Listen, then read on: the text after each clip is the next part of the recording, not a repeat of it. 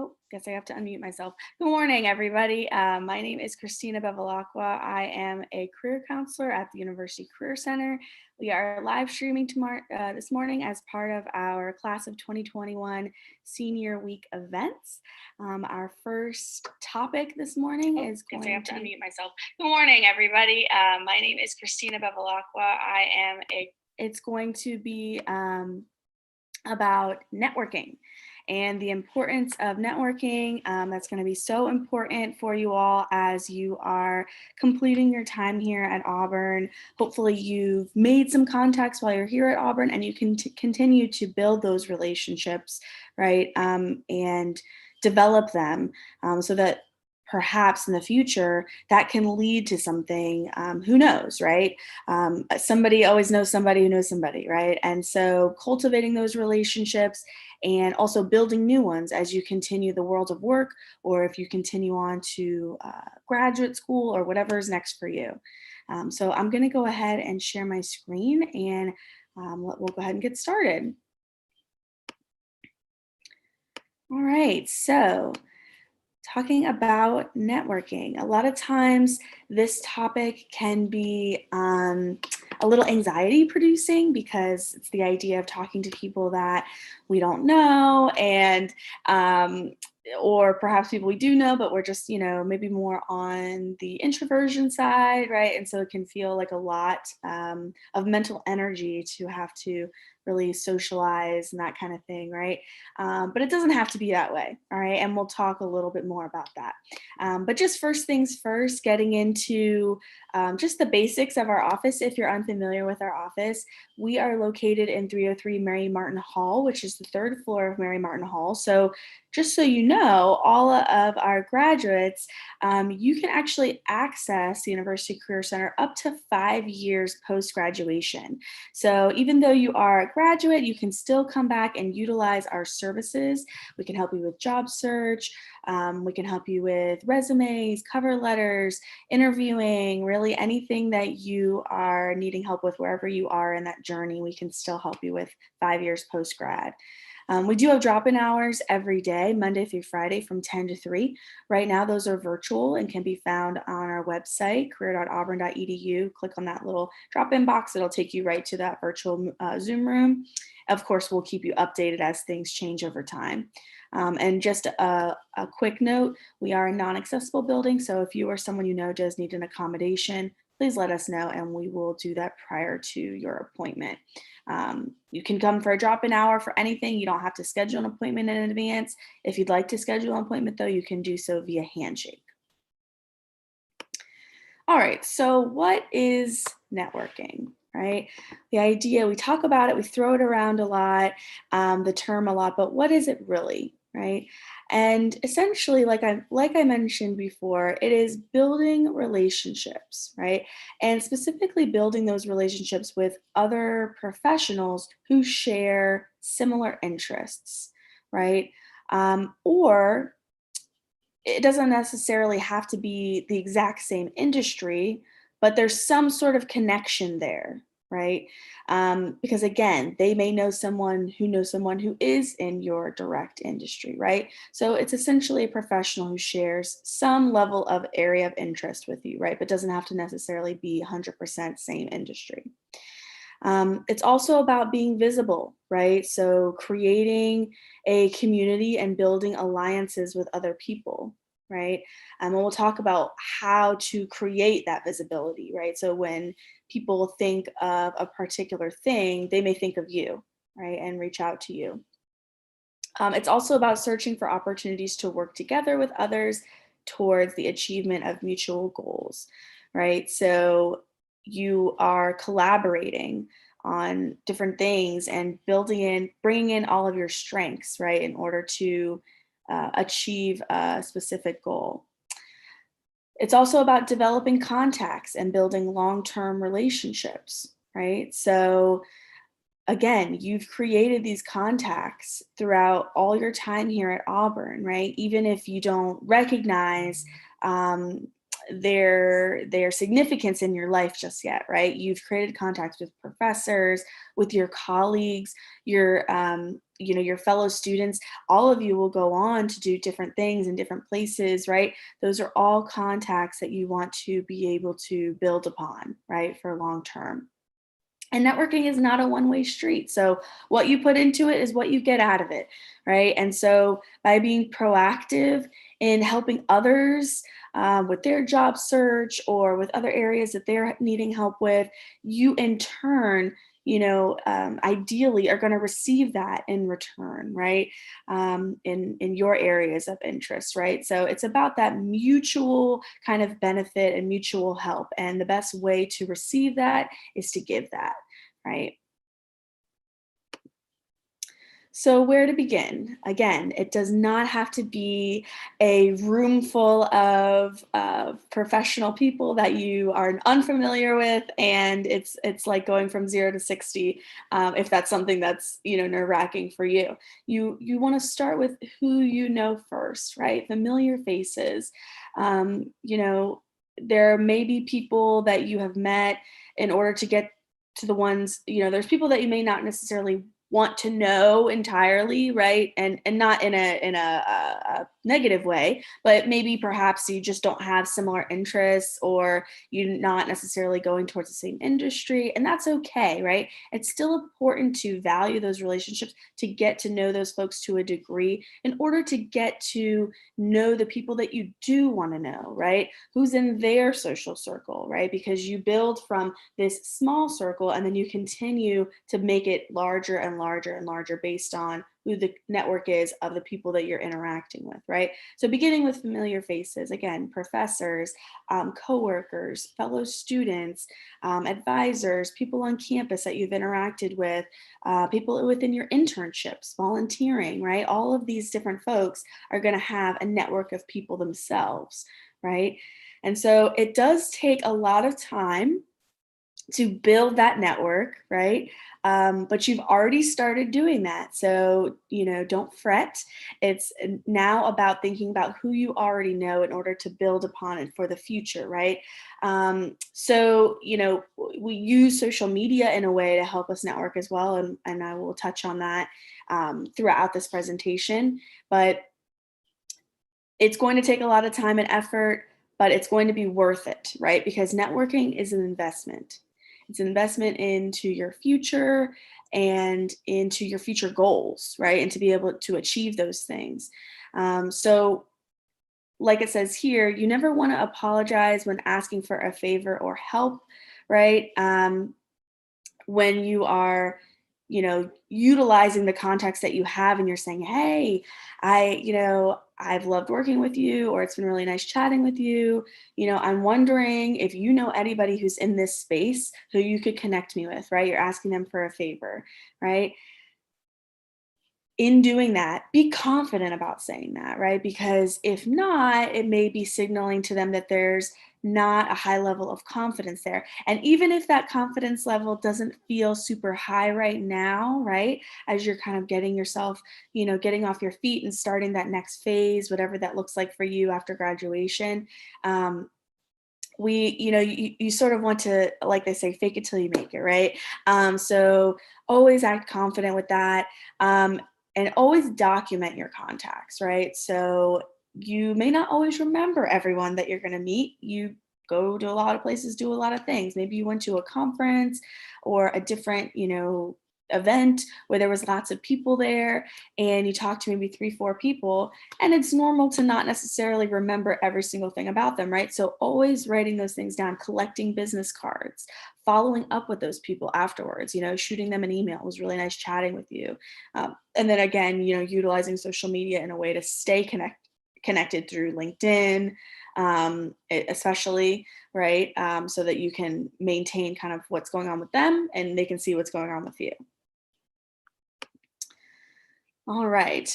So building that network, you want to strengthen, again, those existing connections.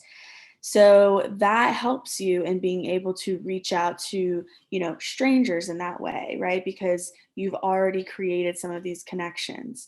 You can maintain those connections through, phone, calling them, letting them know what you're up to, emailing them, right? Or again, through social media. You also want to be pursuing things that resonate with you, that are of interest to you. That's how you're going to find people who have those similar interests, right? We talked about getting to know the people that you may not necessarily want to know in order to get to know the people that you do want to know, right? And you're going to find that that's true when you're in spaces where there's similar interests and activities. That's how you immediately find a common ground, right? You're both, interested in this particular field or working with a particular population or, anything, really anything. And you are in that space, right? Let's say you're volunteering, right? And you find yourself surrounded with other like-minded folks, and that's how you're immediately building that relationship or building that network, right? Um, Looking for local events likely to attract people with similar interests. That's going to be highly important to you, especially if you are moving somewhere that you are unfamiliar with, like if you're going to a new city and you don't necessarily have a ton of connections in that city. That's going to be a great place to start as far as building that network. Going to work related conferences. So if you are going to, even if you're going to graduate school, full time work, whatever's next for you, being able to go to industry related conferences is a huge way to build your network. You're going to meet people from all over the country, or even larger, right? I'll be all over the world if it's an international type of conference, right? And that is a key way to be able to, people go to those things with the intention of networking, right? So they understand that people are there to meet, find those similar interests, find out how they can be mutually beneficial, right? We talked about that mutual kind of goal, that benefit, and helping each other out, right? And so that's one of the intentions and expectations of attending something like that. So if you do go to something like that, having business cards prepared so that people can contact you after the event, and giving out, as many as you can to people who you meet along the way. And then again, writing the details on backs of cards that you collect to help you remember, something to jog your memory beyond just the person's name. If you're someone like me, I'm very visual. So I might write something down that really jogs my memory about maybe something they wore or something like that, that would be like, oh, I remember that person, right? I remember what we discussed, right? Even maybe some of those talking points, those things that they mentioned, where they work, or, I guess that would be on their business card, but something specific about that, right? Again, while you're building that network, you are very, very, intentional about relationship building. So again, you're keeping notes of who you've met, what they do, and who they know, right? And so there is a level of socializing and, you know, uh, small talk and that kind of thing that you may get into, as you are relationship building, because people want to help people that they trust, that they know, that they feel a connection with and feel comfortable with, right? And so it would be difficult to right away, be like, hi, nice to meet you. Can you help me with building my network, right?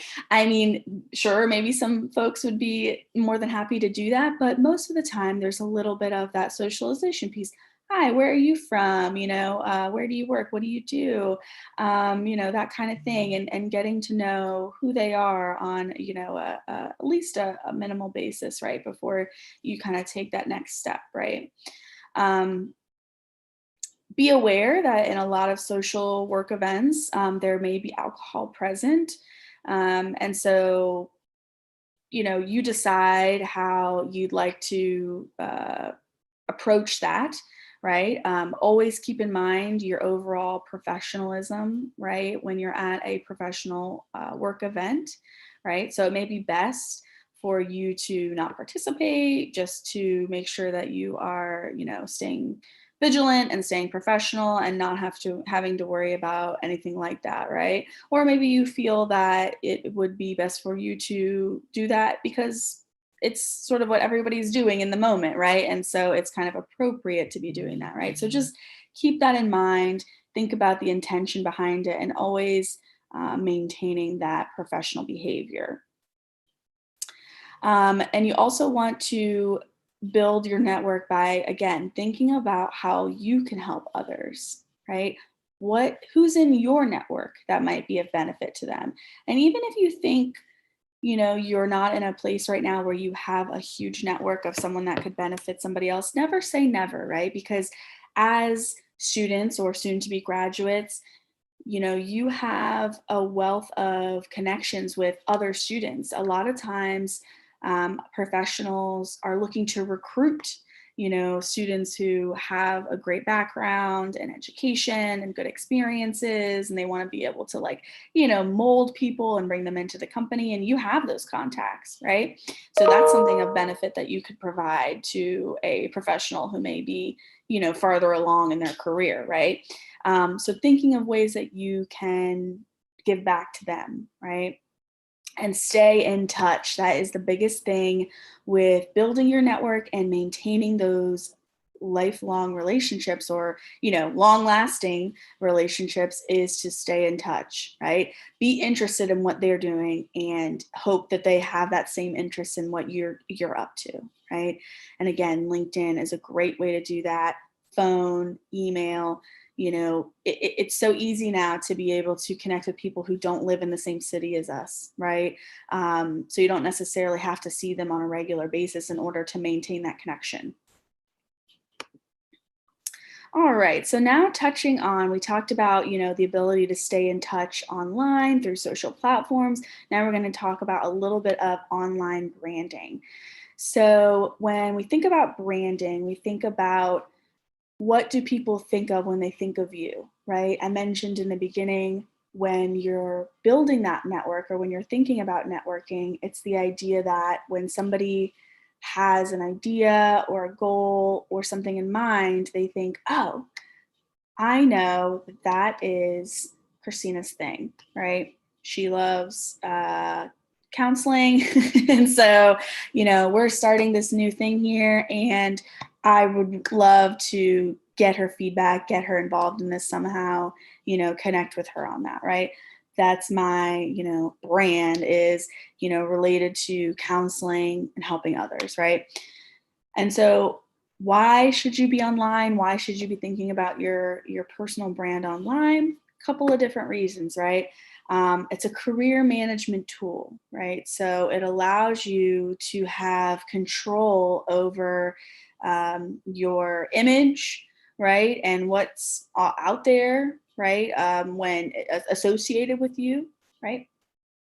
Ease of connection. Again, it's just the ability to be able to stay connected to those people who you've met along the way, at all parts of your journey, from undergrad, maybe to graduate school, to your full-time work, and all the way throughout your career, right? And it's a great way to highlight you and your personal skills, right? So whether that's through LinkedIn, whether that's through an e-portfolio, or any of the other ways to brand yourself there, it's a great way to highlight your skills, right? And who you are, right? In terms of your professional image, right? So a couple of online platforms, I'm sure you're all familiar with these. First and foremost, LinkedIn, like we've been discussing. So LinkedIn is meant to be a professional networking site. And so its intended purpose is to network, right? In addition to also serving as a online resume or virtual resume, right? So you have a profile, you have a professional image associated with that, and all of the things that you've done throughout your career so far, your education, can be put there and listed there for people to be able to view and see where you worked, where you volunteered, all those types of things, right? And so, but again, it is, its main purpose, right, is to allow you to connect with people on a professional uh, level, right? You can also job search on LinkedIn too, as well, which is kind of cool. But so, again, you're starting with people that you know, when you are on LinkedIn and connecting with the people that you already know in some way in real life, right? And then from there, maybe you're connecting with people who are associated with Auburn. Maybe you don't know them personally, right? But you have that Auburn connection. You have the fact that maybe they're an alumni and now you're an alumni, right? Or a current student, right? So there's something that's connecting you all together. You can also follow different companies and stay abreast of what's happening with them, right? Especially if you're interested in working for that company at some point, right? So you can introduce yourself to people that you may not know on that platform, and that's socially acceptable to be able to do that, right? It's not weird, right? To be able to say, hey, my name is Christina, and I am interested in learning more about what you do. Do you have any time to talk to me? Maybe 15 minutes. I just love to do maybe a little informational interview or something like that, right? Building that connection. You can join groups, things that you're interested in. That's, again, how you're going to find those folks with mutual interests, is by getting involved in something that is important to you, that resonates with you, right? And remembering overall to, maintain professional presence, even though it's social media, right? We want to make sure, and that goes for all of these, that you're still portraying that professional image. People are also using Facebook, Instagram, Twitter, that kind of thing to network as well. And, you may have a professional, I guess the word I'm looking for here is, you may have a professional version of Facebook that you use, right? And you may also have like a personal one, right? Or a personal profile, I guess you could say. And you may be able to network on both of those, right? It just depends how you're using them. Okay. So you may already have some relationships that you've built, people that you know on your personal profile, right? So be aware of that. But make sure that if you are using your personal profile, that you are, again, maintaining that overall positive professional image, that's mature and also shows your personality, right? But that is still reflecting who want to be and who you want to showcase, right? And so, just keeping yourself, being mindful of that, right? Following people that you are interested in, that resonate with you, that you care about, right? Sharing information that resonates with you. That's how you can use those platforms to your advantage. All right. So your online brand, when you have social profiles like Facebook, Instagram, LinkedIn, Instagram, right? It's almost like your virtual business card, right? And so people go to your site and they want to be able to figure out how they can connect with you.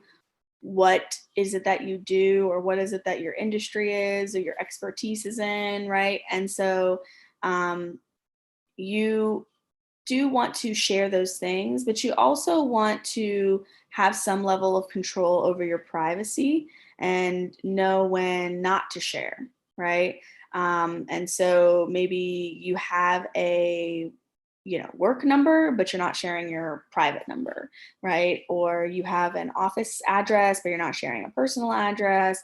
But you also want to know, as far as what you're saying and how you're interacting with people, being aware of what you say, how you say it, right?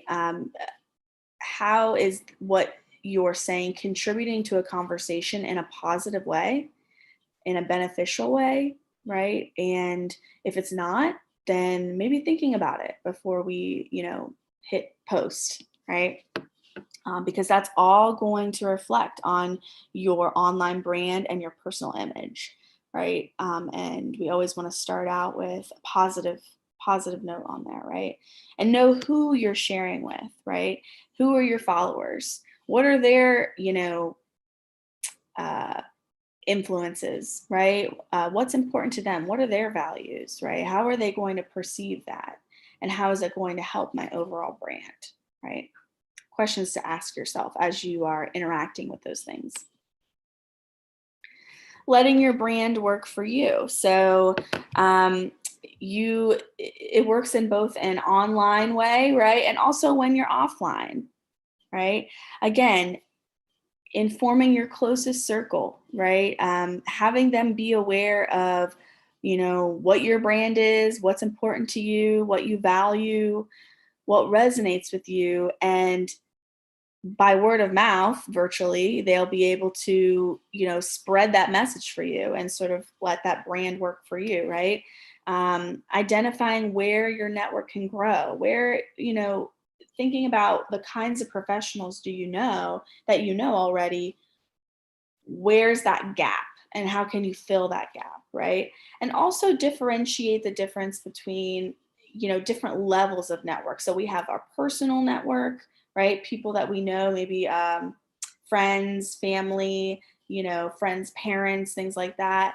Then we have a professional network, right? So people that we may not necessarily know in the beginning, who we meet through, different jobs, opportunities, through classes, those kinds of things. And then we have those like pro personal contacts, right? So these are people who know us in some capacity, but are still professionals in the field, right? So these would be like your professors, right? So they're still professionals in the field, but they know you on some kind of level, right? They've had you in class every week. So they may know you both on a professional and a personal level, right? So there's different levels of network there. And then online, again, joining industry networks, there's different organizations that you can be a part of that have a whole sort of online presence there that are associated with your particular profession or your particular research interests or career interests, right? Connecting with those people, asking questions, sharing information about yourself that's relevant to what your goals are, right? You never want to totally inundate people with information or, too much unnecessary kind of communication, right? Or quote unquote stalking people, right? So, fervently looking for someone's profile and, messaging them a bunch of times and, just think about how that would reflect on you and would that be something you would want someone to do to you, right? And if the answer is no, then probably not the best route, right? So just be courteous, right? And understand that people are professionals doing, having a regular workload in addition to their own personal life, right? And so being respectful of time and what they can actually do for you, right? If they can, right? And being mindful of that. All right. So there's a term here, netiquette, right? That sort of refers to networking etiquette, right? So again, being respectful and thinking about how to best form those connections on and make a good positive impression, right?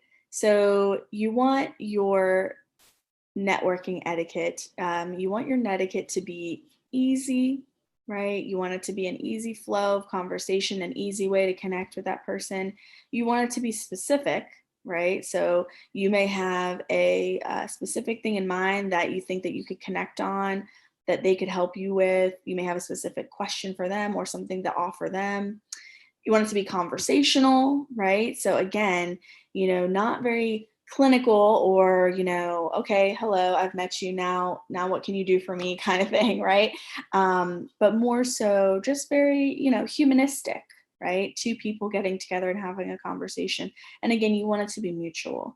You want there to be some kind of benefit that's going to be relevant for both of you, right? In addition to just getting to know another person, right, who may end up playing an important part in your career. All right, so we're going to skip this for now. Um, Well, actually, I guess we can go ahead and talk about that too. We do have a couple career partners across campus. So if you are a current student, you do have access to these career services if you belong to that specific college, in addition to the University Career Center as well. So that's just a little plug. But let me go ahead and show you a LinkedIn demonstration just to show you all the ways that you can use it for networking.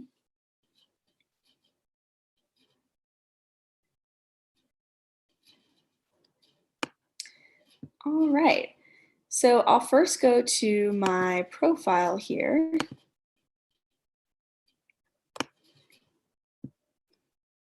Okay, so again, this is part of your brand, right? Your personal image is what you're portraying here on the internet with your profile, right? Whether it's LinkedIn, Facebook, Twitter, whatever that is, right?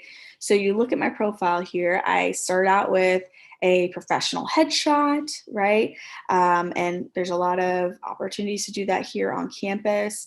If not, a lot of our phones have the video capability to be able to do pretty professional looking things, right? As long as you have a nice neutral background, professional clothing, and all of that kind of stuff, you can get yourself a nice photo here. And then something that, is reflective of, for this background image, your values or what's important to you, or something to do with your industry, right? Or your interests. And so, as a counselor, I do have a vested interest in advocacy, right? And so, things like Women's History Month, that's going to be important to me, right? So, that is why I have that image there. I've also had, Auburn's campus because I work at Auburn, right? So, something that is reflective of you. You'll also see here you have your tagline, right? And so this is essentially like your role, your position. And as a career counselor, that's how I've labeled myself, right? But you may not necessarily have a full title at this point. Maybe you are still job searching. Maybe you are going to graduate school, right? And so we like to encourage you to, or maybe you're still a current student, right? We like to encourage you to take ownership over what it is that you are pursuing and learning. And instead of identifying yourself as a student, and identifying yourself as a new professional, right? And so if you are interested in marketing and that's sort of where you're headed towards, maybe you are a marketing new professional, right? And you are, right? Even if you don't necessarily have a full-time job in marketing, you are working towards that goal, and you are taking classes and you are getting involved with things, right? And building that repertoire of knowledge. And so it is definitely appropriate to consider yourself in that way. And it allows others to see you in a more professional light, right? Then down here, you'll see that about section. So, with this section here, you really just want to focus on sort of like the highlight reel. So if you are in an interview and you're being asked, the tell me about yourself kind of question, right? It's sort of that past, present, future, who you are as a professional, right? What's your experience level? What have you done up to this point that showcasing your skills and your knowledge, right? And then giving a little bit of information about what your future goals are, right? So keeping it pretty concise. You don't want to have like a novel, but you do want to give a little bit of insight into, what your skills have been so far, right? And what your experiences have been. Then moving down here, you'll see this is where the experience section sort of comes in. So I'll have everything that I've done up until this point, that, the cool thing about this too is that unlike a regular resume where you're typically trying to get it down to one page, with LinkedIn, you can make it as long as you want. So you can put all of the experiences that you may not be able to necessarily include on a resume. But by including your LinkedIn profile, URL, you can put that on your resume. And so a interviewer can, ideally look at that, right? And be able to see even more things that maybe didn't make it to the final cut of the resume, right? So you put everything there that you've done, treating it just like a regular resume with bullet points that kind of describe, the tasks that you've done, including all your education, volunteering, things that at this point, it's sort of personalized. Besides your education, your experience, what have you been involved in, right? What's been important to you? Clubs, organizations, things like that, right? There's also something called skills and endorsements. So this is a great way to be maintaining those relationships too with people, because a skill and endorsement is essentially like you identifying something that you believe you have some sort of skill in, right? So as a career counselor, I believe that I have, adequate interviewing techniques, right, to help other people with their interviews, right? So being able to communicate that. And I've self-identified that. Now, in order to strengthen my LinkedIn profile, right, it's helpful to be endorsed for that skill, meaning that someone outside of myself is saying, you know what, I know Christina, and yes, I believe that she does have this skill, right? That strengthens it because it's sort of validating, right? And providing evidence for that by saying there's this outside person who's sort of vouching for you and saying, yes, you have that skill. And so the best way to receive an endorsement is to give an endorsement, right? So that kind of highlights that idea of networking and being able to, mutually benefit someone in a small way, right? Because you're saying, yes, I know you, and typically you're doing this with people that are in your immediate network who you've worked with in some capacity, so that you can, legitimately say, yes, I've worked with this person and I know that they are capable of doing this. They have great leadership skills, or they're a good team player, whatever the skill is, right? And so again, best way to receive one is to give one. And so I would strongly encourage you to do that, right? And start with that small network and then build from there as you continue to get to know people in a professional way. There's a room for an accomplishment section and then a room for an interest section. So again, we talked about joining those groups, right? For things that resonate with you, that are important to you, right? So, all the things that are important to me, right? Companies, influencers, different groups, right? I can go on those pages, the American Psychological Association, and see what's going on here and start seeing people with mutual interests, right? And you'll see that there's a lot of members here, right? That's a lot of people to interact with. So perhaps I can find one that is more niche, like maybe there's one for people who have an interest in this particular area, right? Or maybe there's a new professional page related to that industry, right? That's even better, because it allows you to find even more people that are kind of in the same sphere as you, right? Depending on who it is that you're trying to meet, where that gap is in your network, right? All right, so that is sort of the ideal profile. You really want to complete that to the best of your ability, especially if you're going to be doing any job searching on LinkedIn, because companies are theoretically going to be looking at that profile when you are submitting an application, right? Especially if it's through LinkedIn, right? If the application is coming straight through LinkedIn. You'll also see here where it says My Network. Okay, so this tells me how many connections I have. You can identify people that you work with on the same team. You can see people that you follow, groups that you're a part of, right? And you can, again, search for those groups. And once you identify yourself with certain organizations like your university, you'll start seeing people kind of pop up, like people you may know, sort of like if you're familiar with Facebook, like it'll say, hey, do you know any of these people?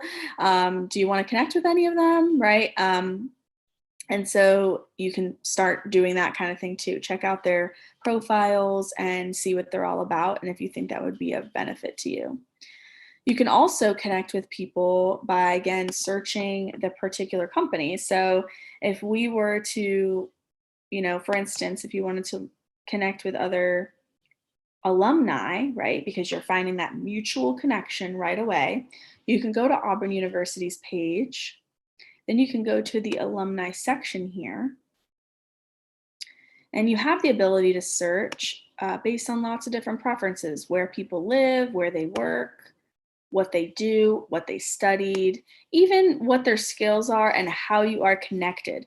So if you're unfamiliar with this connection piece here, you have a first, second, and third connection. Or third plus rather. First connection meaning that you and this person are generally already friends, right, on the site. Second meaning that there's some sort of mutual friend that you have, right? So maybe you don't directly know each other, but you have some kind of mutual friend here that you both know. And then third is just sort of that degree of separation, right? So there's more than one person separating you between this other person, but there is some sort of connection there, right? So if you look at that, that can also be a great way to help you open that conversation too. That's one of the benefits of these sites, is that it does that work for you. You're not sitting there having the conversation trying to connect the dots yourself. It's saying, hey, you guys both know Jim, and you can reach out to that person and say, hey, I know you know Jim, I know Jim too, blah blah blah, and there you go, there's the conversation starter, right? So you can also, again, search by what they do and what they studied. So if you're interested in looking for people who are in marketing, and maybe you want to see people that live where you are now living, which is, let's say, Nashville, right? Then we get to see those folks, and it looks like there are 275. So that's a lot, right? So you can try to narrow it down even more. You can also put, if you'd like to see people that are further along in their career, so maybe not new professionals, but people that have had a little bit more work experience, you can change that graduation date, right? So people who've graduated in the last 5 years, okay, that made us go down to like 217, right? So from there, I am, clicking on profiles, and I'm looking at what they're up to and where are they working? Is it something that I could see myself interested in? And then, send them a message and connect, right? And the worst that somebody can say is, thanks, but no thanks, right? And then it's on to the next. Right. So this is a great way to, again, maintain those connections and build those connections. All right. Well, I think that's all I have for you all today. This has been so great. Thank you so much for attending or for watching this.